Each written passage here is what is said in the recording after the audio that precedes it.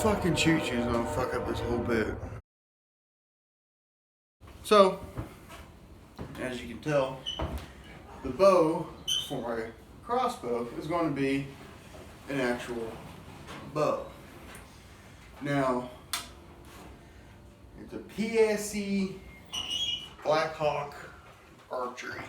It says 50-60 on it. I'm guessing that is the draw weight.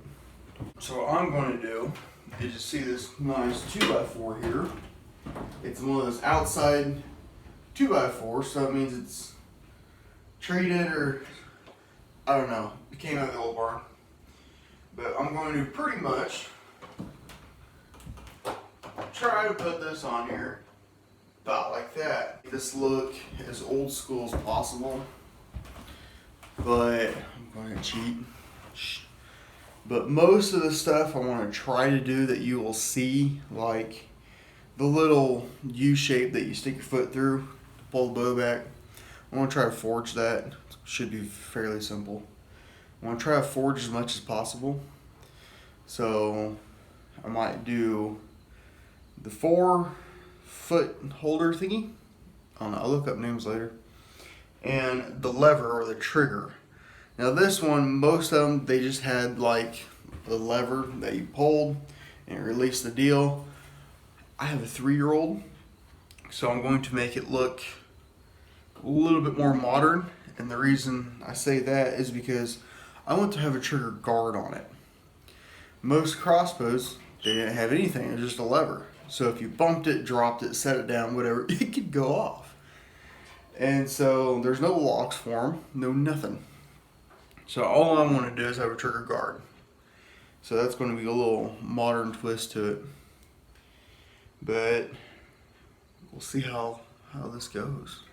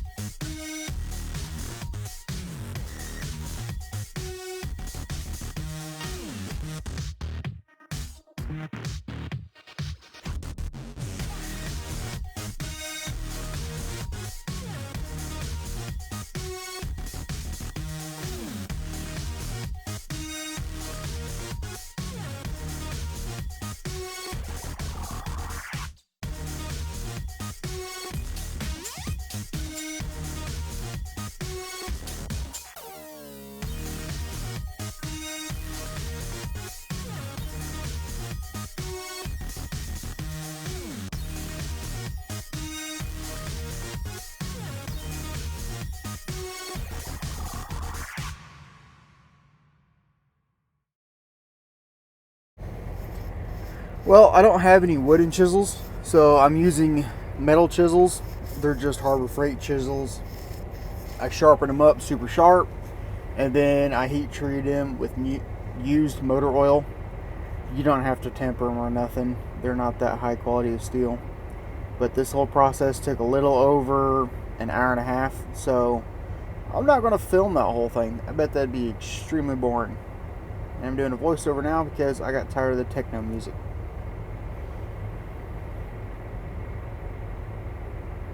I finally got this lowered a bit, and as you can tell, I dropped in a little bit of wood glue because I kept sticking chips and stuff in there.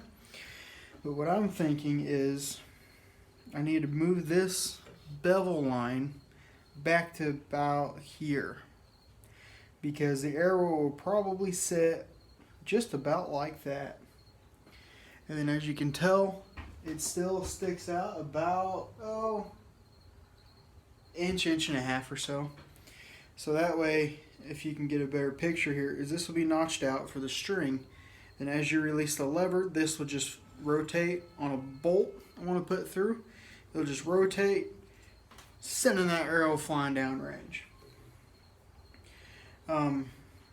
So what I'm going to do is drill a hole in the bottom of this bottom piece of it, so that way the lever can make contact with it. And then it is really big and sloppy looking, so when I get done with the wood portion of it, I'm going to put like a brass, not brass, what do I have over there? Copper. I have a copper sheet, really thin stuff, make kind of a cover for it just to clean that up a bit and make it look more, make it look fancier, I guess. But, so I think, and then before I leave tonight, I want to put in a little bit more wood glue and let these holes dry flush, so that way tomorrow I can sand them flush and get them all nice and pretty again. But we're making a lot of progress today. On this sanding, I use a 36 grit flap wheel disc on an angle grinder. Works really good for soft woods. And then when I'm drilling holes, I only skip every other drill bit size, because on softer woods they like to just rip right out and explode. And if you just barely step up the size a little bit at a time, it helps keep preventing that. I know I lost a lot of you guys when I started adding rubber to it, but this is a conveyor belting I got from when I used to work at a machine shop, and it has like a nylon, right there, has like a little nylon insert in there, kind of like a tire, so it's pretty heavy duty. But what I'm going to do is cover this with leather and then wrap the string idea I saw online, where they had a hole drilled right through there, and he wrapped a bunch of jute string. Well, I'm going to use jute, but as you can tell, it's still a bit wobbly. I don't necessarily want to damage the bow and make this permanent, just in case it doesn't work out. My project's got about 50% success rate already, so I don't want to mess anything up. But I reinforced it, as you saw, with a metal band in there that would get covered with leather. I'm going to cover the whole thing with leather, so that way as arrows fly over, I figure it'll keep everything flying straight and true. I finally got the gear carved out, and this thing's big. You just hit the ceiling. The hole's not exactly straight for the lever, but I might wall it out a little bit, make it work. The trigger guard will kind of go from here and loop down to there. And just nice little loop, so that way as you pull down or push or whatever, haven't decided yet, it'll send this thing flying. I hit another light. So I think that's it for today. I want to put some more wood glue in a few of these places and kind of get some of these holes and cracks lined out. And tomorrow, I think we're going to fire up the forge. Make the lever. We might make a bolt to go through here. I know I might get a bigger rod. I don't have a big enough rod. And then, then I want to forge out the foot pedal part. I don't know what it's called. But, oh, look at this. Man, this thing is, I don't think I can get back far enough. But look how big this thing is. It's the giant rubber band gun. But, oh, it fits good. I think if this thing works, this is going to be so much fun. And I want to try to do some rabbit hunting. Probably won't film that. There's too many sensitive people out there. But thanks for watching. And I'll see you for part 2.